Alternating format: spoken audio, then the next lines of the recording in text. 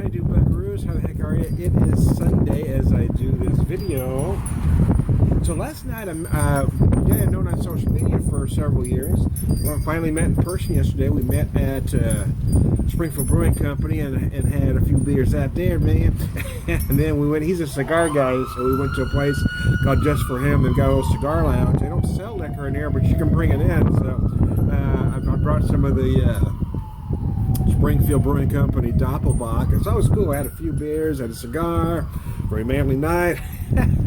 I used to smoke cigars. I don't know. I guess I never really smoked a lot. I used to smoke about 3-4 a year. You know, that was a special occasion cigar smoking, to be honest with you. But several years ago, I kind of gave it up for various reasons. But I just kind of, you know, the smoke really bothers my wife. That's one of the reasons. But I got her permission. So I picked up a crowler. They used to put a label on these, but they didn't. It's just a crowler of their wet hop Pilsner. They use German wet hops, although they didn't specify which noble hops they use. It just says German wet hops. You know, I mean, probably some Hallertau in there. Anyway, they describe notes of melon, citrus, and herb. 6 1/4, 50 IBUs. 6 1/4 is a big ABV for a German Pilsner. Obviously, this is meant to be a Bavarian Pilsner. This is obviously an American craft version of. It does take some liberties. Also, 50 IBUs is a lot of IBUs on a Pilsner. But I gotta tell you, I had one last night on tap, and it was just so brilliant that I went back today to pick up a crowler out of it, because man, it really was that good. It just hit the spot. And you know, I don't typically drink the same beer, so I had the Pilsner, I had the Saison, and then I had the Doppelbock, because I hadn't had the Doppelbock on tap. But this really is a beer, especially with the weather we're having, that you could drink a lot of. Oh, it's got those big bready German malts.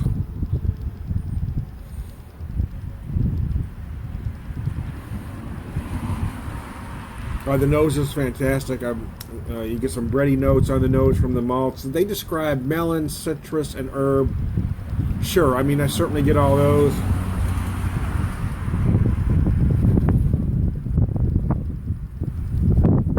Really some peppery notes in the finish, so I'm wondering if they're using some saws in there.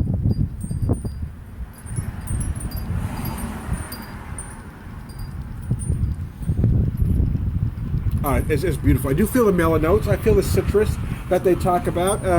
And let's see if I can pinpoint that a little more for you. I'm going to say a hint of lemon zest. How about that? And I'm also doing the thing that I do. Went to the store today. I found this for 99 cents. So I figured, what the heck? Jim Beam extra aged. Hell, at $1 a bottle is cheaper to buy it this way than to buy a fifth of it. Anyways, I just put a couple. I used the big ice cubes. Y'all to see me make those big ice cubes, but I just put a couple ice cubes in from a bag of ice. I got to put in the cooler, just enough to add cool it down a little bit, add a little bit of water. This glass really is perfect for neat drinking, and it's okay for rocks, but it's for the big cubes. It's a little small, so that's why I just dropped a couple cubes in there.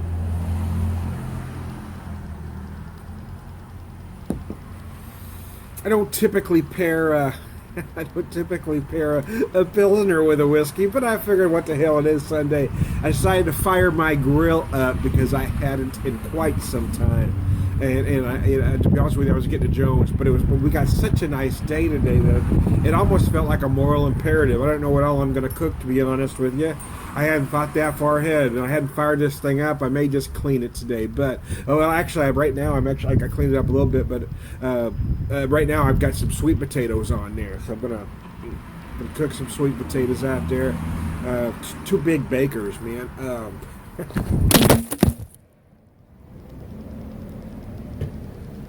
that was very frustrating.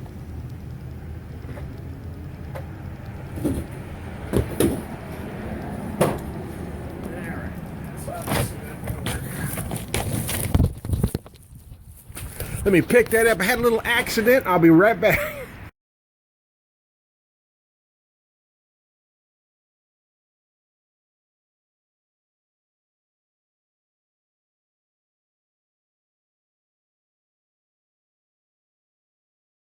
Buckaroos.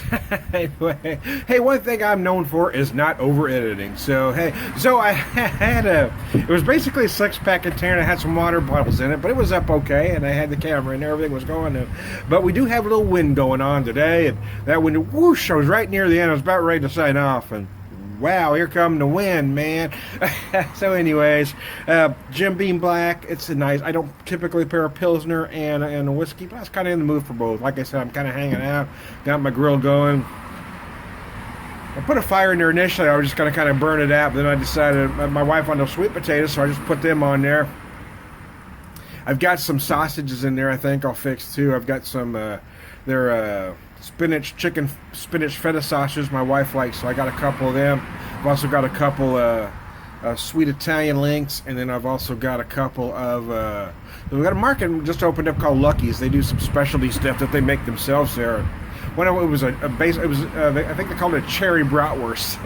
I know that sounds very weird, and I'm not a big fan of cherries, but sometimes curiosity gets the best of me. So I got a couple of those as well, and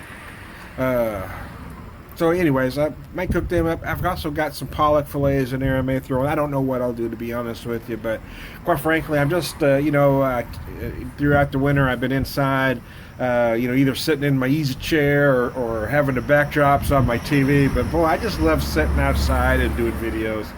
I really do. So there you go. I know my little porch here. I love that. I've got a little porch here at this little apartment.